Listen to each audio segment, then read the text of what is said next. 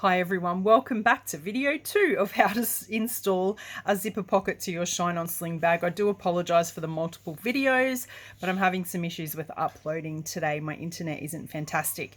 So what you can see that I've done here is right sides together. I positioned my pocket and then using a stitch length of a 2mm, I've stitched all around on that outside line. You're then going to take your scissors, I've already started this, and you're going to snip along that center line to the point of the triangles and then down into that corner seam as close as you can get without cutting your stitch line. And same here, you're going to come back and do it on this side also. So you can see here that I've snipped along that center line right through all of the layers. Next, I like to cut the bulk out of the seams to get a nicer finish. So I just snip all the way around, again being careful not to cut your stitch line. I'll do that all the way around and be back.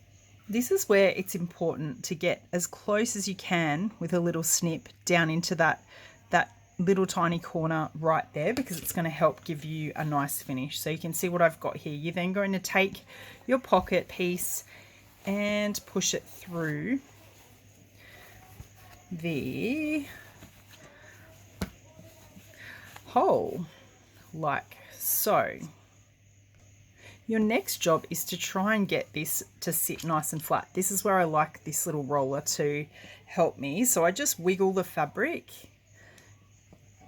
Of course you can give it an iron, but I do find that working from the back and pressing out those seams as much as I can gives me a much nicer finish. So I will do that all the way around. So I've now given this a really good roll and a really good iron, and you're now looking at the front of my bag. This is the back. Now you'll see some tiny little creases on the back here. I'm not too worried about that because you're not going to see that part. I focus on the front being as neat as it can be around here. So just working those seams until they're exactly where you want them to be. So you always want your zipper to be about 1 inch bigger than your zip pocket. And my hot tip is to grab yourself some really skinny double-sided tape. This is just from a cheap shop in the card making section.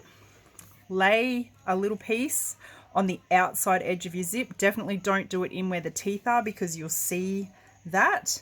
You're just going to peel the double-sided tape, backing tape away like so. Here's one I prepared earlier. You're going to lay that down on your workbench, right sides facing up, just like that.